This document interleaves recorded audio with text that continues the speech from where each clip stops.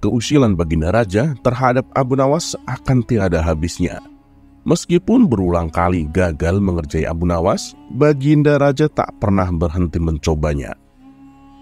Pernah suatu hari Baginda Raja memerintahkan Abu Nawas untuk membawakan seekor singa ke istana. Singa yang dibawanya haruslah singa yang kuat dan ganas. Tentu saja keinginan raja yang membahayakan itu sempat membuat Abu Nawas ketakutan. "Ampun Paduka yang mulia, apa tidak ada tugas yang lain saja?" kata Abu Nawas.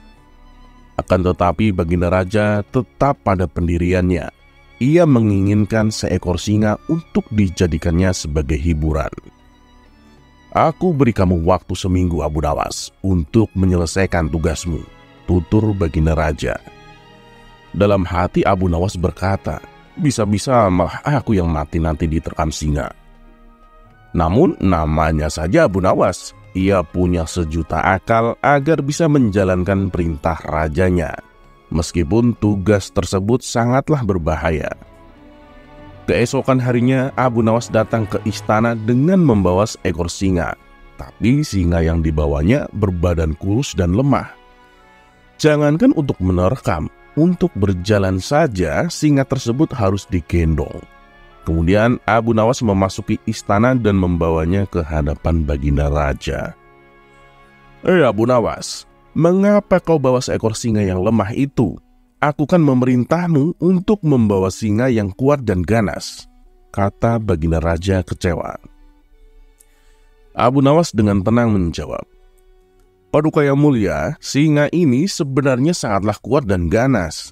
Namun dia telah mendengar tentang kemuliaan dan kehebatan Paduka, sehingga ia pun merasa takut untuk berada di dekat Paduka. Oleh karena itulah, begitu dia mendengar bahwa aku akan membawanya ke istana Paduka, dia langsung berpura-pura sakit." Mendengar hal itu, seketika Baginda Raja dan para menteri istana tertawa terpingkal-pingkal. Akhirnya berkat kecerdikan Abu Nawas, ia berhasil menjalankan tugasnya. Kisah selanjutnya. Karena kondisi ekonomi pasar sedang lesu, Abu Nawas terpaksa berhenti jualan kayu untuk sementara. Ia pun lalu memberitahu kepada istrinya, "Kalau kamu berhenti jualan, lalu kita membeli makan pakai apa?" tanya sang istri. "Jangan khawatir istriku, nanti aku akan ke pasar untuk mencari pekerjaan," jawab Abu Nawas. Kemudian berangkatlah Abu Nawas ke pasar. Setibanya di pasar, ia mendatangi setiap toko, menanyakan lowongan pekerjaan. Namun tak ada satupun toko yang berkenan. Alasan mereka hampir sama, yaitu toko sedang sepi. Bahkan ada beberapa toko yang terpaksa memberhentikan karyawannya karena tak mampu menggajinya. Setelah usahanya mencari pekerjaan tak membuahkan hasil, Abu Nawas pun memutuskan untuk pulang. Ketika ia berjalan melewati alun-alun, ia melihat banyak orang berkumpul. Ternyata sedang ada pertunjukan sirkus di sebuah gedung di tengah alun-alun. Dan untuk bisa menyaksikannya, orang-orang rela antri membeli tiket masuk. Setelah pertunjukan selesai, Abu Nawas menghampiri si pemilik sirkus. "Tuan, apakah Tuan butuh karyawan? Saya siap bekerja untuk Tuan," kata Abu Nawas. "Oh ya, kebetulan sekali. Saya sedang butuh seorang karyawan. Tapi ada syaratnya," sahut si pemilik sirkus. "Apa syaratnya Tuan?" tanya Abu Nawas. "Kamu harus bisa bertingkah seperti monyet," jawab si pemilik sirkus. Sontak Abu Nawas terkejut dan heran. "Memangnya pekerjaan macam apa yang akan Tuan berikan?" tanya Abu Nawas kembali. "Begini, monyet saya yang biasa atraksi di pertunjukan sirkus tempo hari kabur dan entah kemana. Aku ingin kamu menggantikan posisinya. Nanti kamu akan mengenakan kostum persis seperti monyet. Jadi tidak ada penonton yang curiga. Bagaimana? Apa kamu sanggup?" tanya si pemilik sirkus. Sejenak Abu Nawas terdiam. Ia mau menolak tapi bingung karena cuma ini satu-satunya lowongan pekerjaan. "Tapi bagaimana dengan bayarannya Tuan? Mengingat ini bukanlah pekerjaan yang mudah," tanya Abu Nawas. "Sekali pertunjukan, aku akan membayarmu 10 dinar," jawab si pemilik sirkus. Seketika Abu Nawas langsung mengiyakan karena bayaran 10 dinar adalah upah yang lumayan besar. Maka pada keesokan harinya sebelum pertunjukan dimulai, Abu Nawas mendatangi gedung sirkus yang berada di tengah alun-alun.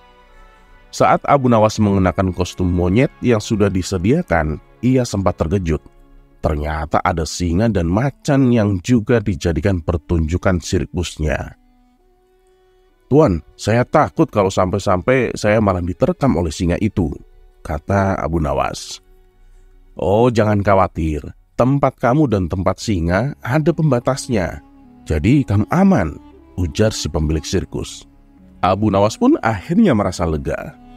Setelah pertunjukan sirkus dimulai, Abu Nawas bertingkah seperti seekor monyet. Ia bergelantungan dari satu tempat menuju tempat yang lain. Penonton pun bersorak dan bertepuk tangan melihat atraksi Abu Nawas ini.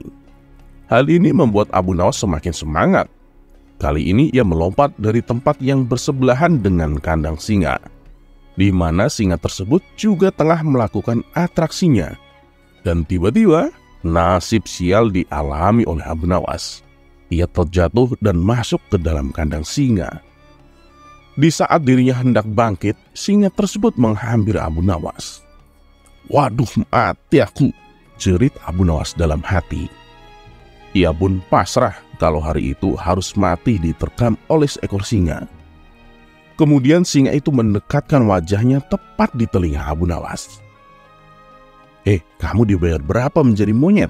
Sampai begitu semangatnya," bisik singa tersebut kepada Abu Nawas.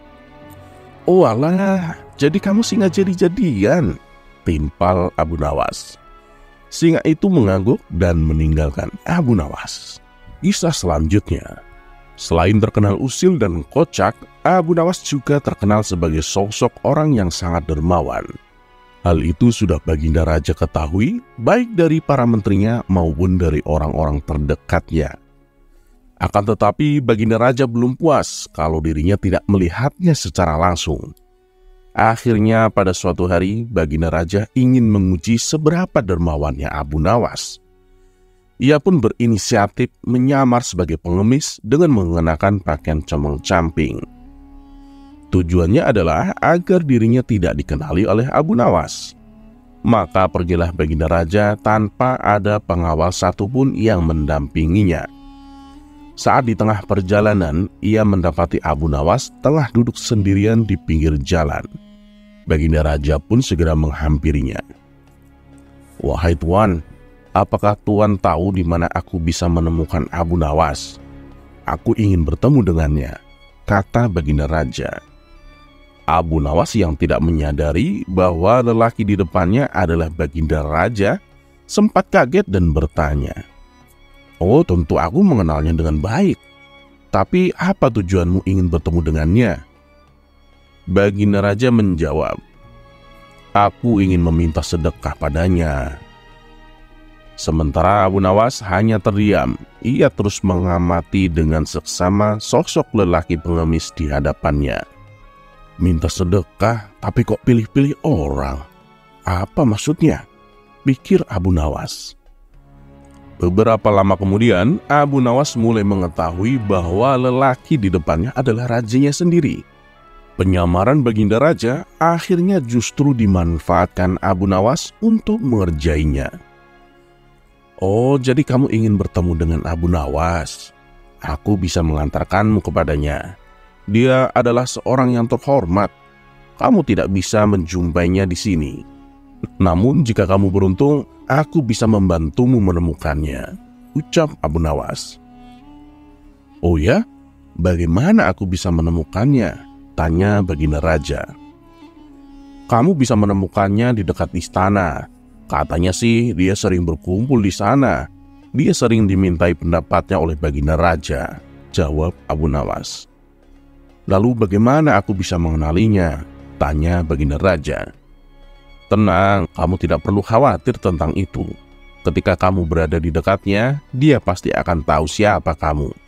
Dan satu hal lagi, kamu jangan meminta sedekah padanya," kata Abu Nawas. Loh, memangnya kenapa? Apakah dia pelit? Tanya Baginda Raja. Bukan pelit. Karena orang yang meminta lebih kaya darinya, jadi dia tidak akan memberimu sedekah, jawab Abu Nawas. Kalau begitu, sia-sia aku mencari Abu Nawas, ujar Baginda Raja berpura-pura. Bukan sia-sia, tapi mana ada sih raja mengemis kepada rakyatnya dengan cara seperti ini? Carilah cara yang lebih bermartabat. Seketika itu Baginda Raja tersadar bahwa penyamarannya telah terbongkar. Ia pun langsung pergi meninggalkan Abu Nawas.